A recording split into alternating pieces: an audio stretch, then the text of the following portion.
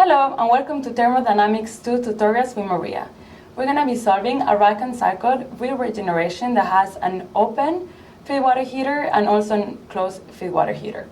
So we are given a problem with different values. We also are given all the enthalpies, and we are asked to find the cycle efficiency, assuming first that we have a closed feed water heater and then assuming that we have an open feed water heater. So this is how our process diagram looks like, and we're going to start by drawing our TS diagram. We're going to have our entropy and temperature and our vapor dome or curve. And let's start at number 2, where we know it's going to be in a superheated state. We're going to be in our high pressure line, so that's going to be 2. Then what is happening is that we're going to go through the expansion of the first turbine. Then a fraction of the flow is going to go to the expansion of the second turbine, and the rest of the fraction of the flow is going to go to the closed feed water heater. So what it's going to look like is we're going to go down to the low pressure line that is happening in the high pressure turbine, so it's going to be number 3. Then we're going to go down to the condenser. So it's going to be 4. Well, after the condenser, we're going to 5. We're going to be in the liquid state. And then the liquid is going to get pumped to 6. So we're going to go to the higher pressure. Then what is happening in a closed feed water heater is that we have 2 flows that are going through, which are not mixing. So we have the flow from 6 to 1 that is going through the pipes. And then the flow from 3 to A is going through the shell. And why are we doing this? Is because we want to use the energy from 3 to A to heat up the flow from 6 to 1 without mixing. We also have to remember that there's no pressure change in the closed feed water heater, so we always stay in the same pressure line. So from 3 to A, we're going to go back here. That's going to be A in the same pressure line as 3. And the energy from 3 to A is used to heat up the flow from 6 to 1. So what we know is that 1 is going to be at a higher temperature of 6, and it's still going to be in this side of the curve. And then what we're going to do is we're going to go back to the boiler, so it's going to get heated up. And then what is happening here in A is that because we're going to have the condensation of the vapor around the pipes where the flow from 6 to 1 is going, we're going to have some liquid, and we're going to have a 2-phase mixture. And we only want the vapor going in the condenser, so we're going to use a steam trap in order to remove all the liquid. And that is going to make us go back, in some way, we're not sure how, to the condenser pressure. And this is how our TS diagram looks like. So now let's write the equation for the cycle efficiency, which is equal to the work net over the heat input.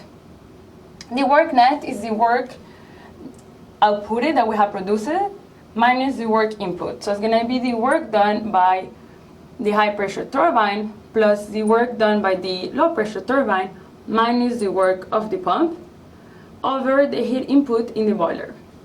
Let's write the equation for each one of the components.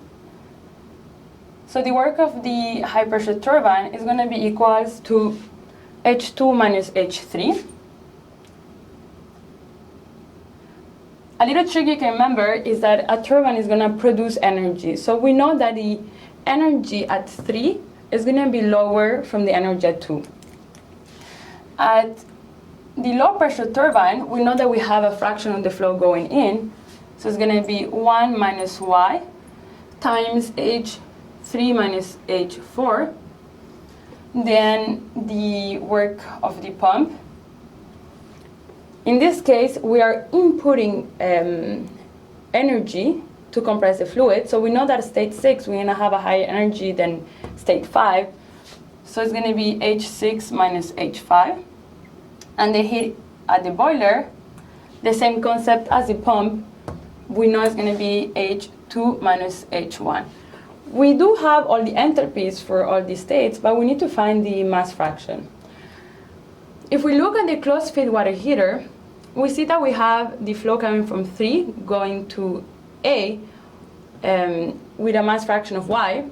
And we say that we are taking that energy in order to put it in the flow from 6 to 1. So what does it mean is that we have the mass fraction times H3, because we're going to have a higher energy than at A. So it's going to be H3 minus HA. And this energy, we're going to input it in the flow from 6 to 1. So that means that at 1, we're going to have a higher energy than at 6. So the temperature is going to be higher. And it's going to be H1 minus H6. And we already said that it's going to be 100% in the mass fraction. So this is going to be equals to 1. And then what we can assume that HA, it's very, very, very close to the enthalpy at 1. And then we can find the mass fraction of, it's going to be equals to H at 1 minus H at 6 over H3 minus H1. And that is going to give us a value for Y of 0.268. And now we can just plug in all the numbers and find the values for the work done at each component. So the work of the high pressure turbine is going to be equals to 645 kilojoule per kilogram. The work of the low pressure turbine, we find the value of Y. We already have the enthalpies for 3 and 4, so it's just a matter of plugging it in. And then we're going to find 525.3 kilojoule per kilogram. Then the work at the pump is going to be 10.1 kilojoule per kilogram. And then the heat input at the boiler is going to be equals to 2739.3 kilojoule per kilogram. And we can see here, just looking at the numbers, why we can neglect the work input in the pump, because it's so small compared to the work of the turbines. And then if we just plug in all the numbers again in our cycle efficiency equation, we're going to find it's going to be equals to 0.424 or 42.4%. We're going to jump into the second part of the problem, where we are asked to assume that the cycle is using an open feed water heater. This is how the process diagram looks like. And as we did for the first part, we're going to start by drawing the TS diagram. So this is going to be our vapor dome. And we're also going to start at number 2, because we know that it's going to be our high pressure, and it's going to be in a superheated state. It's going to be, number 2 is going to be around here. Then we know that the fluid is exiting the boiler as vapor. And then the vapor, the steam, is going to get expanded in the first turbine. Then we're going to have a division of the flow. There's going to be some of the steam that is going to go to the open feed water heater, and the rest is going to be to the expansion of the second turbine. So we're going to go to the expansion of the first turbine. This is going to be number 3. Then we're going to go to the expansion of the low pressure turbine that is going to the condenser. This is going to be our low pressure of the condenser, so it's going to be 4. In the condenser, we're having a phase change, so it's going back to liquid phase. Therefore, it's going to be around here. And then we're going to pump the liquid, so we're going to go high in pressure to 6. So what is happening here is that we have steam coming, a fraction of the steam going to the open feed water heater, and it's going to mix with the compressed fluid exiting the pump. And we're doing this because we want to heat up the fluid before it goes back to the boiler. So then we're going to have the fraction of the steam coming from 3, so it's going to go from here to 7. It's going to get mixed with the fluid coming from 6, so we're going to reach a higher temperature in the same pressure line. And then we need to pump again this fluid, so we're going to go up to the higher pressure line, this is going to be 1. And then we're going to go back to the boiler. Therefore, if we write this like y, this is going to be y coming here, and 1 minus y here. We're going to solve now the equation for the cycle efficiency, which we know is going to be the work net over the heat input. And the work net is going to be the work done by both of the turbine minus the work input in both of the pump over the heat input in the boiler. Let's write the equation for each one of the components. The work of the high pressure turbine, we know that it's going to be 100% of the fluid coming in and going through the expansion. Therefore, it's going to be H2 minus H3. In the second turbine, in the low pressure turbine, we're going to have, after the expansion of the first turbine, we have a split of the fluid. So there's steam, a fraction of the steam is going to go to the open feed water heater, and the rest is going to go to the second turbine. Therefore, it's going to be 1 minus y times H3 minus H4. After the second turbine, the fluid won't get split again. So in the pump, in the first pump, we're still going to have a fluid fraction of 1 minus y.